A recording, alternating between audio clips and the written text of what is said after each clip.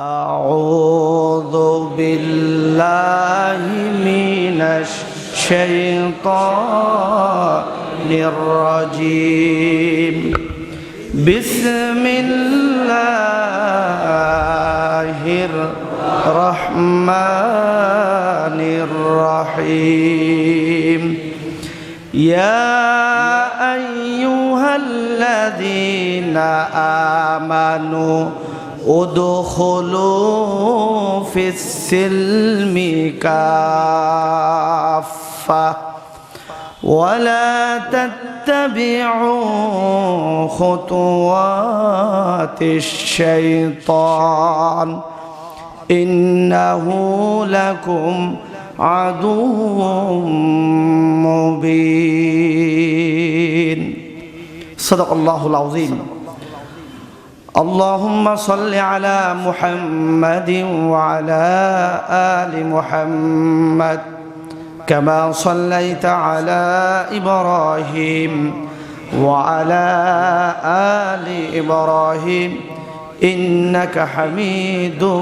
مجيد اللهم بارك على محمد وعلى آل محمد كما باركت على إبراهيم وعلى آل إبراهيم إنك حميد مجيد মধ্য গাজীছড় কেন্দ্রীয় ইবাদুল্লাহ জামে মসজিদের সম্মানিত মুসল্লিয়ান ইকরাম মুরব্বিয়াল আইজাম যুবক ভাইয়েরা দূর দূরান্ত থেকে আগত মুসলমান কোরআন প্রেমিক রাসূল প্রেমিক তাওহীদের জনতা ভাই ও বাপজিরা প্রিয় সাংবাদিক বৃন্দ প্রশাসনের ভাইয়েরা প্রিয় এলাকাবাসী ছোট কচিকাঁচা ছাত্র বন্ধুরা পর্দার আড়ালে সম্মানিত মা এবং বোনেরা শুরুতেই যে আল্লাহ পাক আমাদেরকে হায়াত দিয়ে সুস্থতা দান করে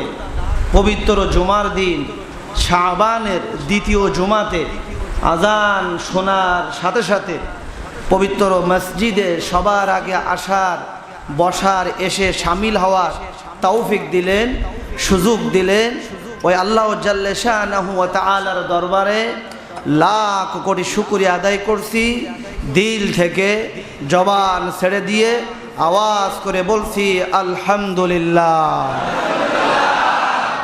আর জোরে বলছি আলহামদুলিল্লাহ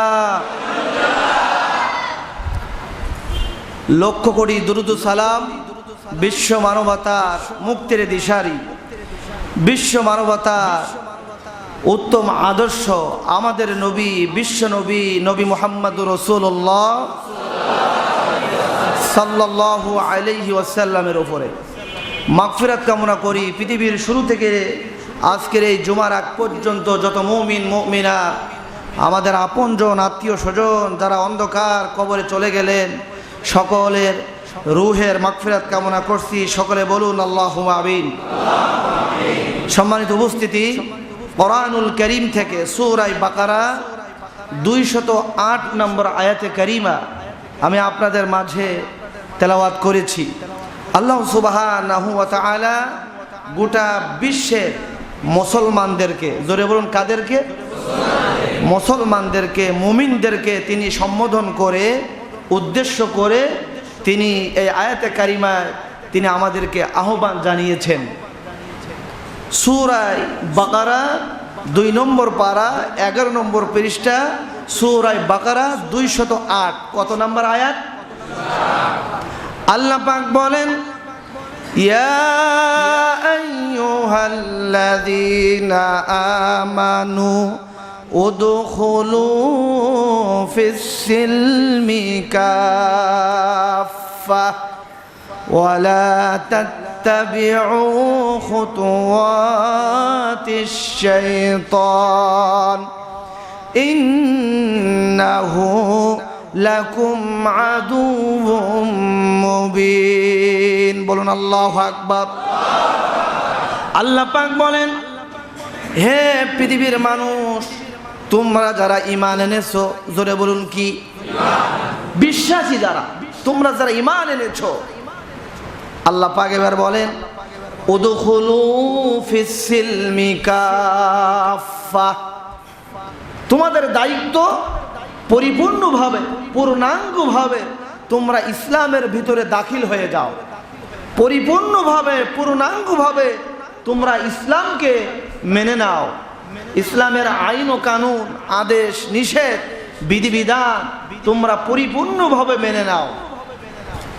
ব্যক্তি, পরিবার, সমাজ, রাষ্ট্র, চিকিৎসা, শিক্ষা, আন্তর্জাতিক নির্বাচন, জীবনের সকল ক্ষেত্রে ইসলামকে মানার জন্য আল্লাহ পাক ডাইরেক্ট আমাদেরকে আদেশ করলেন। ধরে বলুন আলহামদুলিল্লাহ। শুধু তাই নয়, ওয়ালা তাত্তাবিউ খুতুওয়াতিশ শাইতান, আর তোমরা শয়তানের অনুসরণ অনুকরণ তোমরা করো না। তার কারণ ইন্নাহু লাকুম আদুউম মুবিন, শয়তান হলো তোমাদের প্রকাশ্য শত্রু। কথা বলেন ঠিক না বেটি? শয়তানের অনুসরণ যদি আমরা করি তাহলে আমরা জাহান্নামের দিকে আমাদেরকে নিয়ে যাওয়া হবে শয়তান। এই জন্য আল্লাহ পাক আমাদেরকে আদেশ করলেন পরিপূর্ণভাবে তোমরা ইসলামে ঢুকে যাও। এবার বলুন তো, আমরা যারা বাংলাদেশের মুসলমান, আমরা কি পরিপূর্ণভাবে ইসলাম আমরা কি মানতে পারছি? পরিপূর্ণভাবে আমরা কি ইসলামে ঢুকতে পেরেছি? না। নামাজ আমরা মেনে নিয়েছি, রোজা আমরা মেনে নিয়েছি, যাকাতও অনেকেই দিয়ে থাকে, পর্দাও অনেকেই করে থাকি, কিন্তু আমাদের অধিকাংশ বড় বড় যেই জিনিসগুলি বিচার ব্যবস্থা, এই জাতীয় শিক্ষা ব্যবস্থা, রাজনৈতিক ব্যবস্থা, আন্তর্জাতিক ব্যবস্থা, পররাষ্ট্র ব্যবস্থা, এই জাতীয়গুলি সব দুনিয়ার সাথে আমরা ফলো করি। ইসলাম ভাবে, কোরআন ভাবে, রাসূলের আদর্শ অনুযায়ী আমরা এখনো মেনে নিতে পারি নাই। এই জন্য আল্লাহ পাক অন্য আয়াতে আল্লাহ পাক আরো তিনি সুন্দর করে তিনি আমাদেরকে জানিয়ে দিলেন, আফাতুমিনুনা বিবাদিল কিতাব ওয়া তাকফুরুনা বিবাদ। কোরআনের কিছু অংশ তোমরা মেনে নিয়েছো আর কিছু অংশ তোমরা ছেড়ে দিয়েছো, তোমরা আসল মুমিন হতে পারবে না যতক্ষণ না পর্যন্ত কোরআনে পূর্ণাঙ্গ প্রতিটি আয়াত, প্রতিটি বিধান, প্রতিটি আদেশ, প্রতিটি নিষেধ আমরা যতক্ষণ পর্যন্ত আমরা মানতে পারবো না ততক্ষণ পর্যন্ত আমরা খাঁটি মুমিন হতে পারবো না। কথা বলেন ঠিক না বেটি? আমার ভাইয়েরা, আমার বন্ধুগণ, ইসলামের ভিতরে পরিপূর্ণভাবে দাখিল হয়ে যেতে হবে। আর এই পৃথিবীতে একমাত্র আদর্শ মানতে হবে আপনার নবী, আমার নবী, বিশ্ব নবীর আদর্শ মানতে হবে। কথা বলেন ঠিক না বেঠি? বিশ্ব নবীর ব্যক্তিগত জীবন, বিশ্ব নবীর পারিবারিক জীবন, বিশ্ব নবীর ব্যবসায়িক জীবন, বিশ্ব নবীর মসজিদের জীবন, বিশ্ব নবীর ব্যবস্থা, বিচার ব্যবস্থা, বিশ্ব নবীর সমাজ ব্যবস্থা, বিশ্ব নবীর রাষ্ট্র পরিচালনা সবটুকু হুবাহু আল্লাহ রাসূলের আদর্শ আমাদেরকে মেনে নিতেই হবে। নেওয়ার মতন মন তৈরি করতে হবে। কথা বলেন ঠিক না বেঠি?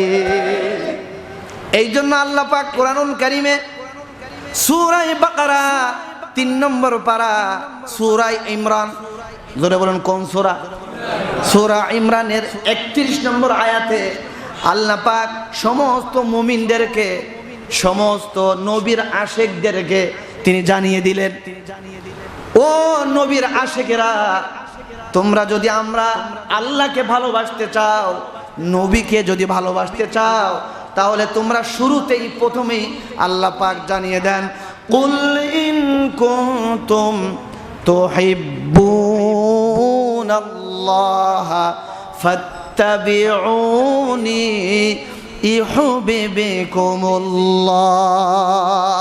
আল্লাহু আকবার। তোমরা যদি আমাকে পেতে চাও, আমাকে যদি ভালোবাসতে চাও, বলছেন কে? আল্লাহ পাক বলছেন তোমরা যদি আমাকে পেতে চাও তোমরা কি করো? তোমাদের নবী, আমাদের নবী কে? বিশ্ব নবী মুহাম্মদুর রাসূলুল্লাহ সাল্লাল্লাহু আলাইহি ওয়াসাল্লামকে ভালোবাসো, অনুসরণ করো, অনুকরণ করো পদে পদে। জীবনের সকল ক্ষেত্রে রাসূলকে অনুসরণ অনুকরণ করো, মেনে নাও, তাহলে তোমাদের কি করা হবে? ওয়ায়াগফির লাকুম যুনুবাকুম আল্লাহু গফুরুর রহিম। বলুন না সুবহানাল্লাহ। তাই যদি করতে পারো, ওয়ায়াগফির লাকুম যুনুবাকুম, তোমাদের পিছনের সব অপরাধ সমূহ, গুনাহ সমূহ মাফ করে দেবেন কে? আল্লাহু গফুরুর রহিম। তার কারণ আল্লাহ অতি দয়ালু, অতি ক্ষমাশীল। বলুন আলহামদুলিল্লাহ। আমার ভাইয়েরা, আয়ামিল জাহিলাতের মানুষগুলি যারা আল্লাহর নবীর প্রতি যারা ঈমান আনে নাই, কিন্তু পরবর্তী সময় যারা রাসূলের প্রতি ঈমান আনলো, আল্লাহর নবীকে যারা অনুসরণ অনুকরণ করলো, আল্লাহ পাক ওই সাহাবীদের মর্যাদা শুধু দুনিয়া নয়, কিয়ামত পর্যন্ত, আসমান পর্যন্ত পৌঁছায় দিয়েছে। কথা বলেন ঠিক না বেটি? আল্লাহ পাক তাদের প্রতি খুশি, তারাও আল্লাহর প্রতি খুশি। আল্লাহ পাক বলেন, রাদিয়াল্লাহু আনহুম ওয়া রাদু আন। সাহাবারা, যেই সমস্ত সাহাবীরা অন্ধকারের ভিতরে ছিল, পাপাচারের ভিতরে ছিল, জাহিলের ভিতরে ছিল, ওই সাহাবীগুলি আল্লাহ রাসূলের আদর্শ মেনে নেওয়ার কারণে তাদের সম্মান, তাদের মর্যাদা এতটাই বেড়ে গেল, দুনিয়া থেকেই আল্লাহ পাক তাদেরকে জান্নাতের সার্টিফিকেট দিয়ে দিল। বলেন সুবহানাল্লাহ। তার কারণ হলো আল্লাহর রাসূলের অনুসরণ অনুকরণ যদি আমরা মেনে নিতে পারি, আল্লাহ পাক আমাদের পিছনের অপরাধ ক্ষমা করে দিতে পারে কি পারে না? তওবা করতে হবে কার কাছে? আল্লাহ পাক কোরআনুল কারীমের মধ্যে তিনি জানিয়ে দেন, ও পৃথিবীর মানুষ, ও বাংলাদেশের মুসলমানেরা, অতীতে যা কিছু তোমরা করেছো, তোমরা যদি তওবা করতে পারো আর যদি কোরআনের দিকে, রাসূলের আদর্শের দিকে যদি ফিরে আসতে পারো, তোমাদের পিছনের সব গুনাহ মাফ করে দেওয়া হবে। জোরে বলেন সুবহানাল্লাহ।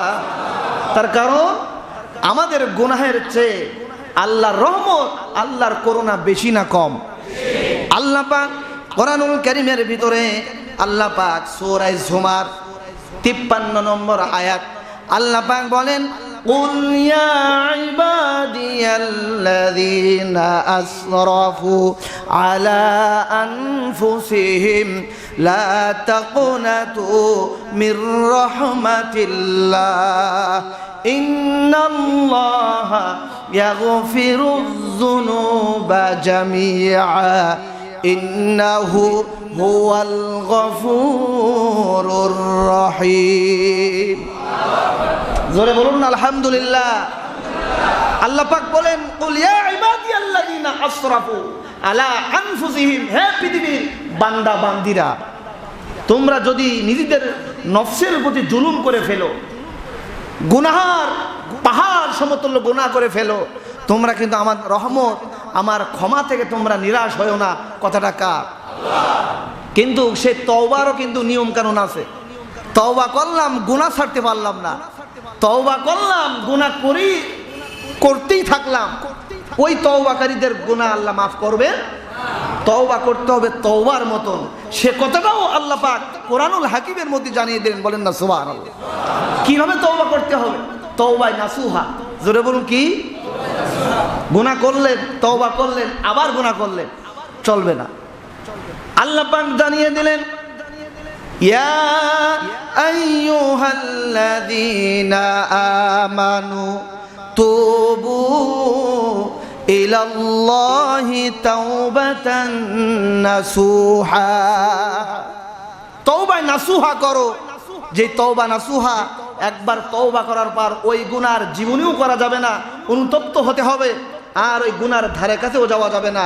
এর নাম হলো তওবা। কথা বলেন ঠিক না বেঠি? আমার ভাইয়েরা, আমরা আজকের এই কয়েকটা আয়াতে কারিমা থেকে আমরা জানতে পেরেছি, আল্লাহ পাক বলেছেন, উদখুলু ফিস সিলমি কাফা। তোমরা অতীতে যা কিছু করেছ, এখনো সময় আছে, তোমরা ইসলামের ভিতরে দাখিল হয়ে যাও। আংশিক না পরিপূর্ণভাবে?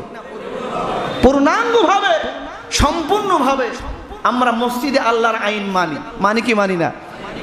রমজানের রোজা আমরা আল্লাহকে মানি, যখন ইফতার শুরু করার কথা তখনই আমরা মানি। এরপরে যাকাত অনেকেই দিয়ে থাকি, যাদের টাকা পয়সা আছে তারা হজ করতেও যায়।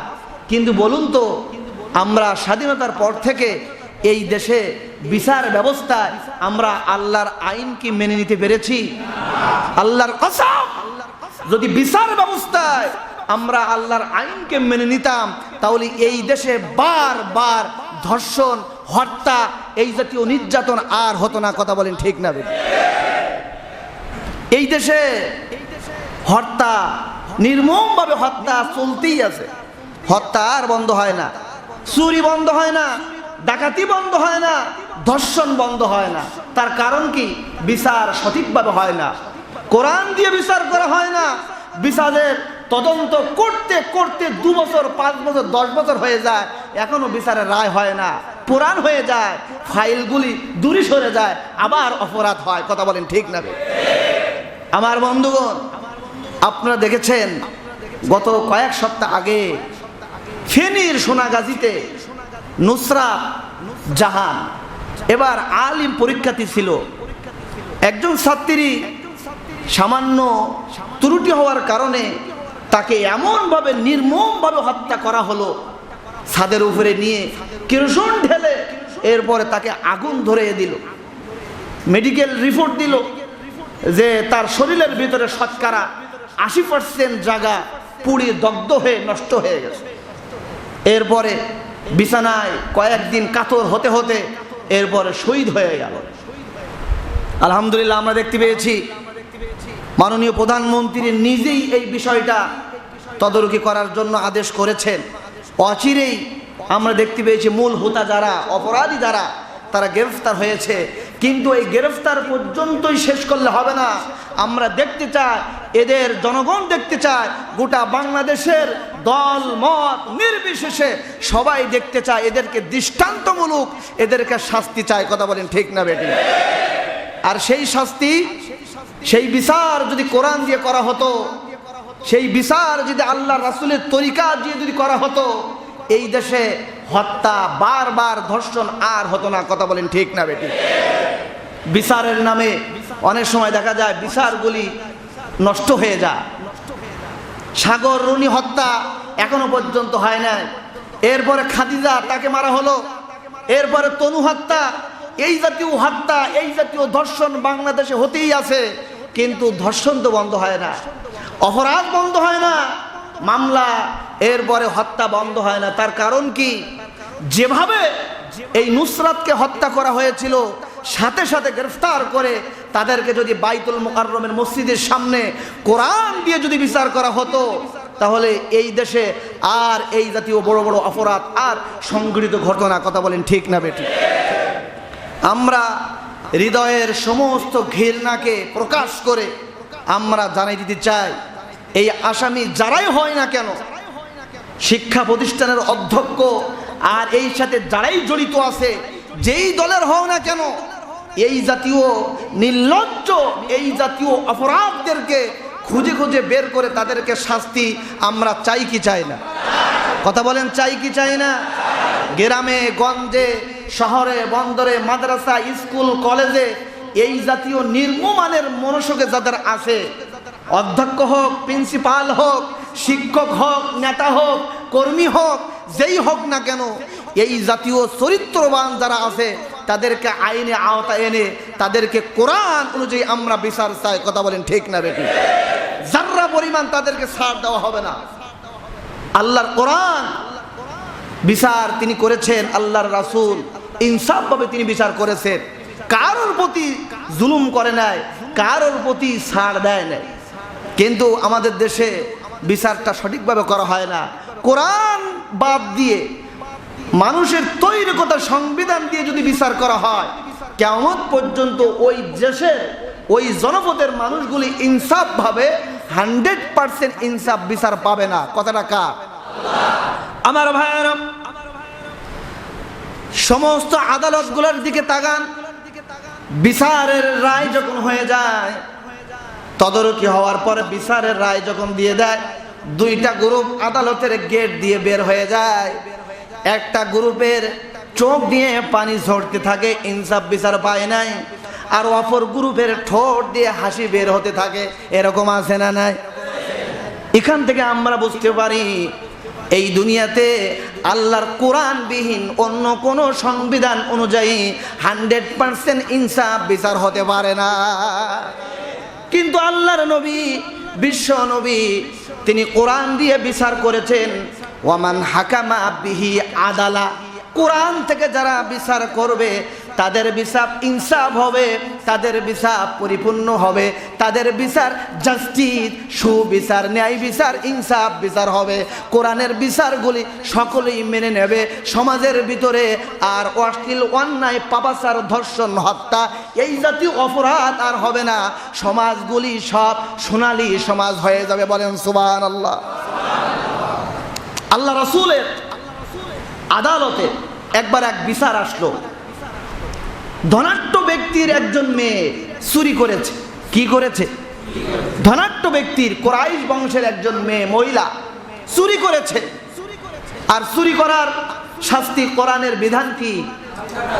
আল্লাহ পাক কোরআনুল কারীমের মধ্যে বলেছেন, আল ইমরানে আস-সারিকু ওয়াস-সারিকাতু ফাকতাউ আইদিয়াহুমা।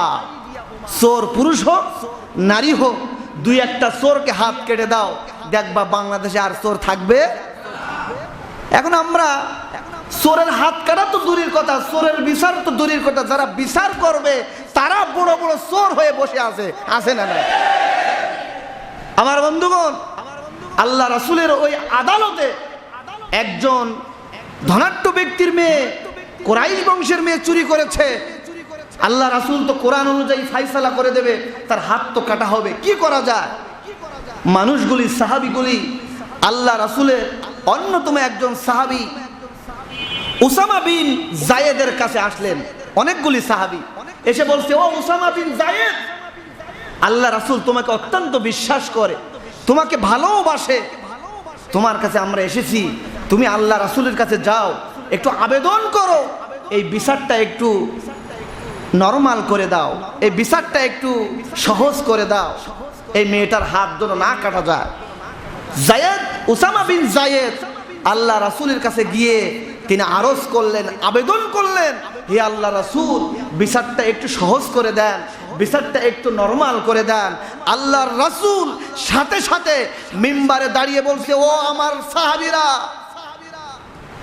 ওই ব্যক্তি মহিলা, ধনাঢ্য ব্যক্তির মহিলা মেয়ে তো দূরের কথা, আমি বিশ্বনবী মুহাম্মদুর রাসূলুল্লাহ সাল্লাল্লাহু আলাইহি ওয়াসাল্লাম, আমার মেয়ে কলিজার টুকরা ফাতেমা, সেও যদি এই অপরাধ করত, চুরি করত, আমি কোরআন অনুযায়ী বিচার করতাম, যার্রা পরিমাণ আমি আমার মেয়ের পক্ষপাতিত্ব করতাম না। বলুন আল্লাহু আকবার। ওমান আসদাকু মিনাল্লাহি কিলা ওয়ামান হাকামা বিহি আদালা। কোরআন থেকে বিচার আল্লাহ রাসূল করেছেন, যার্রা পরিমাণ ন্যূনতম তিনি পক্ষপাতিত্ব করেন নাই। আজকে আমাদের সমাজে যখন অপরাধ হয়ে যায়, গ্রেফতার হয়ে যাওয়ার পরে ওসি সাহেবের ফোন যায়, নেতার কাছে, মন্ত্রীর কাছে ফোন যায়, ওসি সাহেব কাকে গ্রেফতার করছেন? কয় কেন? বল্টু মিয়াকে, চোরকে, ডাকাতকে। কয় তুমি কি জানো এ তো আমার দলের লোক। আছে না নাই? ছেড়ে দাও। সুষ্ঠু বিচার হয় না।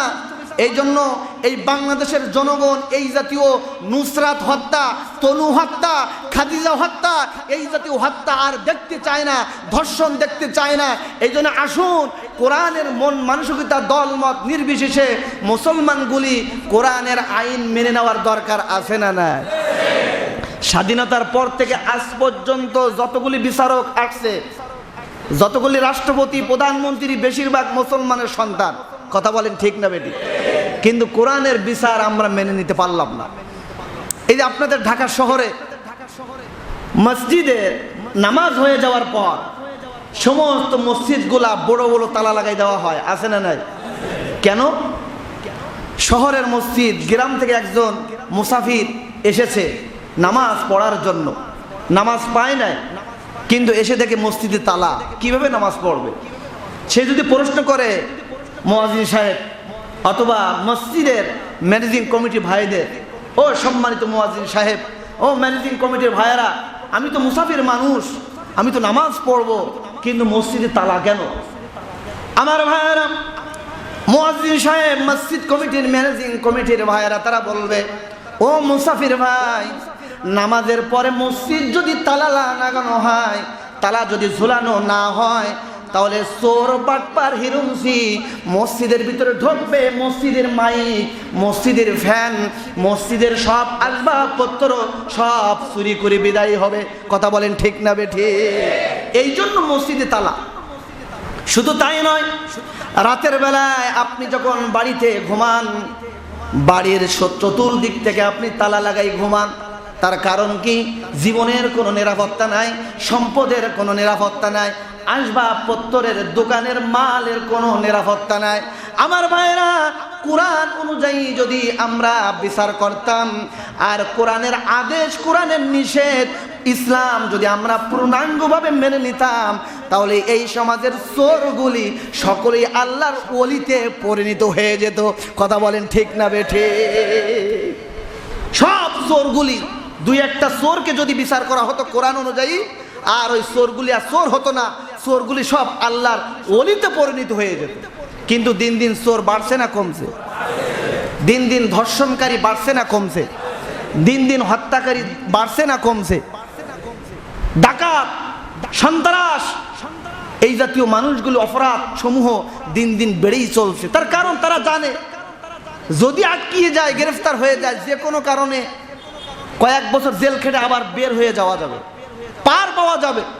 কিন্তু কোরআনের বিচার যদি কার্যকর করতাম দলমত নির্বিশেষে, এই দেশে যারাই ক্ষমতায় আসে সবাই মুসলমান, বড় বড় দায়িত্বশীল, কিন্তু আল্লাহর কোরআনের কাছে আমরা খবর নাই, আল্লাহর কোরআনের বিধান আমরা মানতে রাজি না। এই জন্য আল্লাহ পাক বলেছেন, ইয়া আইয়ুহাল্লাযীনা আমানু, হে ঈমানদারগণ, কি করো? উদখুলু ফিস সিলমি কাফা, পরিপূর্ণভাবে ঢোকো, পূর্ণাঙ্গভাবে ঢোকো। আর ওয়ালা তাত্তাবিউ খুতুওয়াতিশ শাইতান, শয়তানের অনুসরণ অনুকরণ করো না। এই পৃথিবীতে আল্লাহর বিধিবিধান ছাড়া পৃথিবীতে যত বিধান আছে, যত মত আছে, সব মানুষের তৈরি করা মোতাবেক, সব তাগুদের। কথা বলেন ঠিক না বেঠিক? আর কি করো? শয়তানের অনুসরণ অনুকরণ করো না।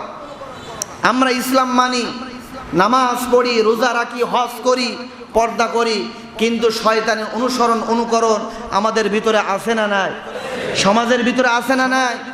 এই দেখেন, পহেলা বৈশাখ চলে গেল, মানুষগুলি শয়তানের অনুসরণ অনুকরণ কিভাবে করেছে, শয়তানের অনুসরণ অনুকরণ কিভাবে করেছে, এগুলোর সাথে ইসলামের কোনো সম্পর্ক নেই, ন্যূনতম কোনো সম্পর্ক নেই। আল্লাহ রাসূল এই পৃথিবীতে এসেছে মূর্তি সরানোর জন্য। কি সরানোর জন্য? আর আমরা বাঙালি কি করি? মূর্তি স্থাপন করি। নাউজুবিল্লাহ কর। আল্লাহ রাসূল এই পৃথিবীতে তার প্রেরণ করেছে শিরক মুক্ত ঈমান, মুক্তি মুক্ত দেশ গড়ার জন্য। কিন্তু আজকে আমাদের দেশে, শহরে, বন্দরে, বিভিন্ন চত্বরে মূর্তি দিন দিন বাড়ছে না কমছে? পহেলা বৈশাখে বিভিন্ন নেতাদের ছবি মূর্তি বানিয়ে পেঁচা, ভুতুমবিচা, গরু, ছাগল, ভেড়া, এই জাতীয় খরগোশ, মাছ, এই জাতীয় মূর্তি বানিয়ে তারপরে মঙ্গল শোভাযাত্রায় মুসলমানের বাচ্চা, মুসলমানের সন্তানগুলি নামাজ পড়ে, রোজা রাখে, হাজী সাহেবদের ছেলে মেয়ে তারাও এই মঙ্গল শোভায় অংশগ্রহণ করে। জোরে বলে নাউজুবিল্লাহ। এ সবই কি শয়তানের অনুসরণ নয়? সব শয়তানের অনুসরণ। এই জন্য আল্লাহ পাক বলেছেন, উদখুলু ফিস সিলমি কাফা, পূর্ণাঙ্গভাবে ঢোকার জন্য আদেশ করেছেন কে?